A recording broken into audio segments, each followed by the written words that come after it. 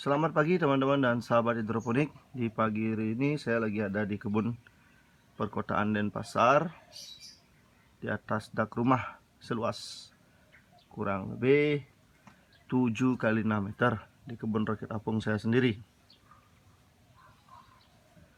Di pagi hari ini saya akan membuat tutorial bagi teman-teman atau orang yang sudah subscribe di channel Rocky Farm, menanyakan tentang bagaimana detail pembuatan instalasi rakit apung. Sebelum itu, tetaplah saksikan dan ikuti channel Rocky Farm dan materi yang akan kita bahas sebentar lagi. Yuk, langsung aja kita simak video berikut ini.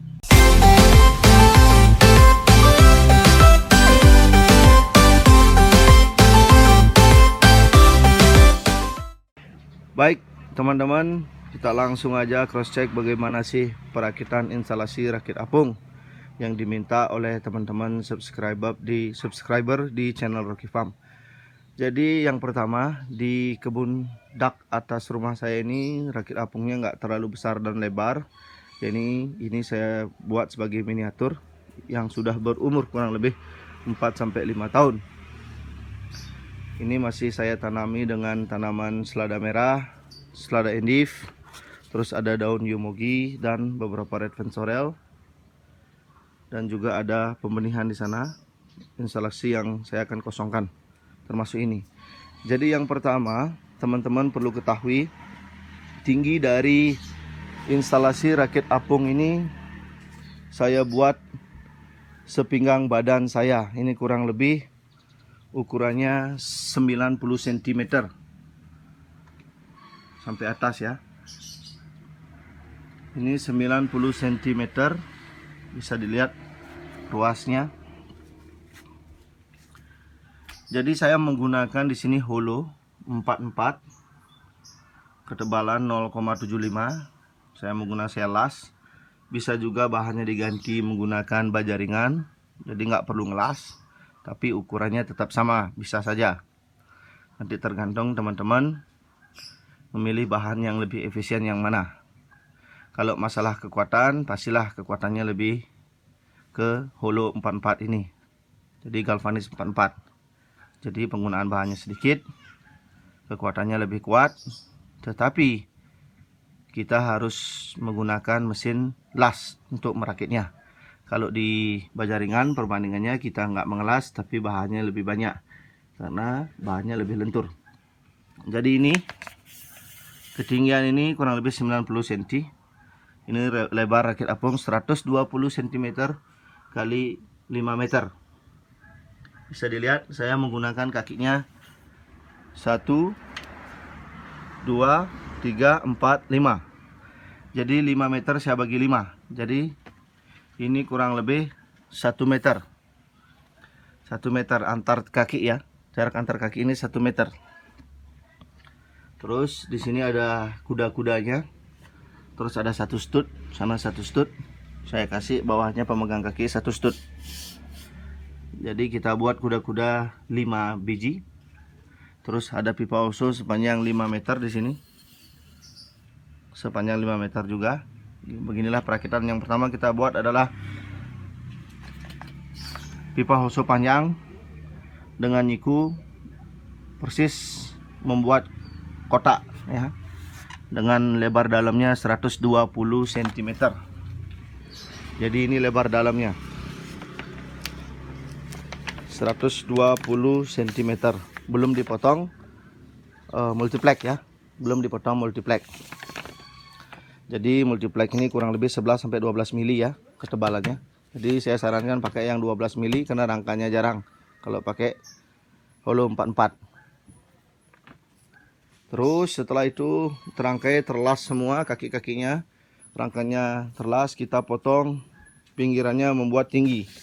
Jadi tinggi ini kurang lebih 15 cm.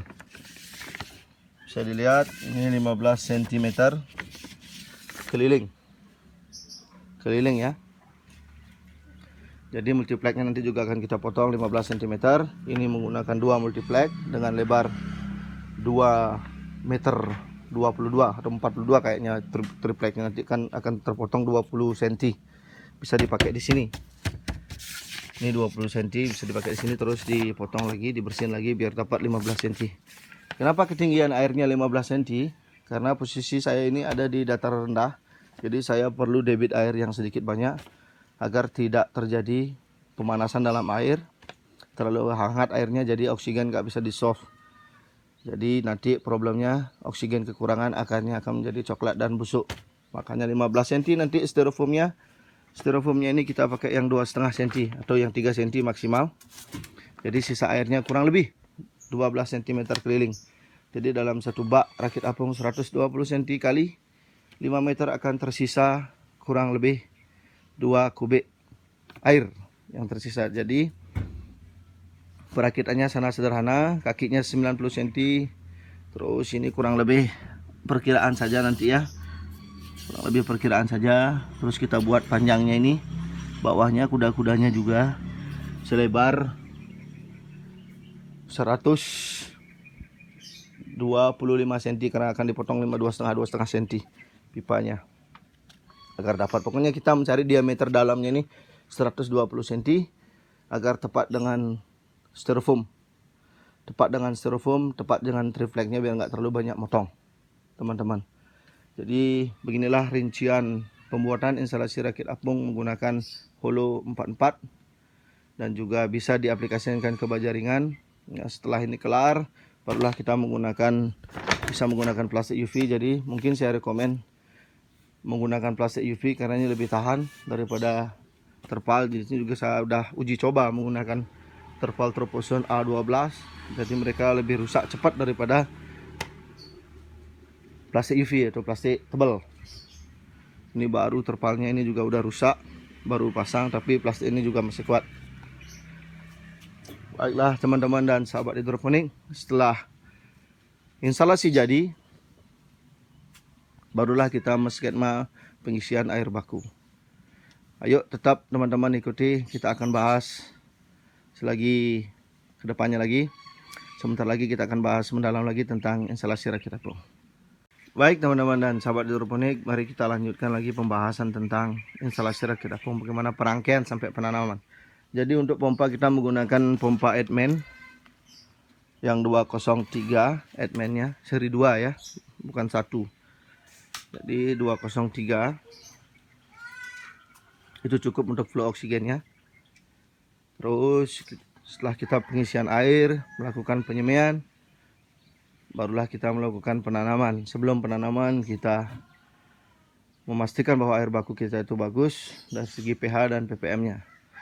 Kalau bisa kita dapat 150 ke bawah ppm air baku itu akan lebih menguntungkan bagi tanaman, lebih baik.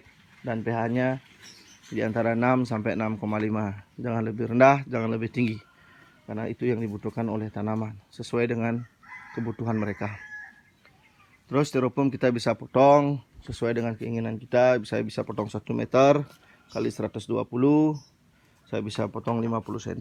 Saya bisa bagi 2, tergantung bagaimana kinerjanya nanti yang bagus. Ini 1 meter. Terus ada yang juga potongan 50 cm. Jarak antar lubang nanti jenis tanaman yang akan menentukan berapa jarak antar lubang. Selada 20 cm, pokcuy 15 cm antar lubang dan seterusnya. Baik teman-teman, kalau ada pertanyaan tentang perakitan instalasi rakit apung, silakan di kolom komentar. Ini enggak terlalu rumit, bisa teman-teman kerjakan di rumah sendiri. Kalau tidak mengerti tentang ini, cuman belikan bahan, bisa kasih orang lain yang mengerti tentang pembuatan instalasi seperti tukang las atau siapa saja, suruh merakit keinginan teman-teman agar mendapatkan hasil yang baik.